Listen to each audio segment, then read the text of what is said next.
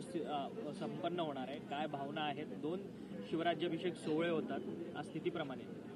गेले 32 वर्ष आम्ही तिथीप्रमाणे हा साजरा करतोय आणि तो अखंड चालूच राहणार आहे. आजचा हा जो सोहळा आहे त्याला ऊन वारा पाऊस कसली तमा न बाळगता, आता तुम्ही गडावरती आल्यानंतर आपल्याला कळल की किती शिवभक्त आलेले आहेत आणि इथले लोकांनी वातावरण गाड्या बिड्या बघून तुम्हाला कळलं असेल. आणि गेले 2 दिवस कसली तमा न बाळगता एकच ध्येय, राजे शिवछत्रपती महाराजांचा त्यावेळेला झालेला 1674चा राज्याभिषेक सोहळा, तो याची देई याची डोळा त्यावेळेला पाहताना आला. परंतु आत्ताच्या ह्याच्यामध्ये आम्हाला जेवढं शक्य आहे तेवढं आम्ही करायचा प्रयत्न करतोय आणि शासनाने याला शासन मान्यता दिलेली आहे. त्यामुळे हा शासन मान्यतेचा कार्यक्रम हा दरवर्षी तिथीप्रमाणे चालू आहे. 2 शिवराज्याभिषेक सोहळे त्याच्यामध्ये वाद आहे. संभाजी भिडे म्हणतात की तारखेप्रमाणे झाला नाही पाहिजे, तिथीप्रमाणेच झाला पाहिजे. ठीक आहे, पाटीलनी देखील भूमिका. नाही ठीक आहे, ज्याने कोणी काही बोलू द्या, आम्हाला त्याबद्दल काही बोलण्याचं कारण येत नाही आहे.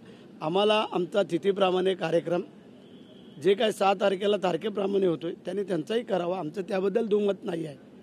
परंतु हा कार्यक्रम आपण गोडी गुलाबीने सगळ्यांनी करावा, येणाऱ्या शिवभक्तांना हा आनंद घेता यावा, हीच आमची एक त्याच्या पाठीमागची धारणा आहे. सर, राजांचा आशीर्वाद तुम्हाला मिळेल असं सातत्यानं म्हणताय आणि पालकमंत्री पद देखील तुमच्या गळ्यात माळ पडेल असं म्हणताय. अनेकदा राजांचा आशीर्वाद घ्यायला तुम्ही गडावर येत आहे. आतापर्यंत राजांचा आशीर्वाद घेऊनच चाललेलो, एकही निवडणूक आतापर्यंत हरलेलो नाही आहे. ग्रामपंचायतीचा सरपंचापासून पंचायत समिती ते जिल्हा परिषद 4 वेळेला आमदार आणि आता मंत्री, आणि जे आता तुम्ही वक्तव्य केलं ते पण लवकरात लवकर पूर्ण होईल. कारण आमचे नेते आदरणीय एकनाथ शिंदेसाहेब आता येत आहेत, त्यांना तुम्ही आल्यानंतर विचारा. परंतु एवढा विलंब का? कारण की गेले 3-4 महिने झाले पालकमंत्री पदाचा वाद जो आहे तो मिटताना, तो आता तुम्हाला राज्याभिषेक सोहळा झाल्यानंतर सांगतो. चाल. परंतु तुमचे मित्र जे आमदार आहेत, थोरवे असतील, दळवी असतील, ते मात्र सातत्याने तटकरेंवरती एकेरी प्रहार करताना पाहायला मिळतात. हे सब नेपकिन की कमाल आहे. त्यांनी नेपकिन फिरून दाखवला नसता खांद्यावरती ठेवून तर हे एवढं झालं नसतं. कारण नेपकिन आमचा काकेमध्ये असतो, याच्यामध्ये गोरगरिबांचे आशीर्वाद आहेत आणि ते उराशी ठेवायचे असतात. खांद्यावर हॉटेलमधले वेटर लोक जे ठेवतात त्याप्रमाणे त्यांनी ठेवून दाखवलं. चाल. थांब. अरे, ज्यांच्यामुळे राजे छत्रपती झाले त्या मावळ्यांना इथून घालवणं हे कितपत योग्य आहे?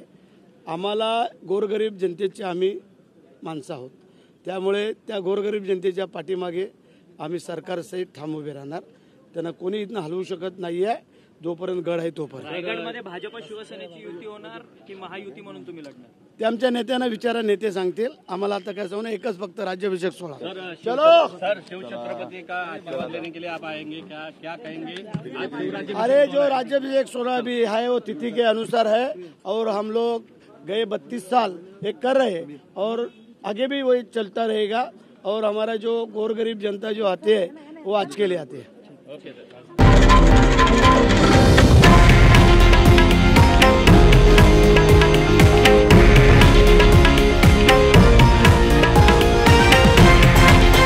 हे आहे देशातील नंबर 1 न्यूज नेटवर्क आणि आपण पाहत आहात TV9 मराठी, एकमेव.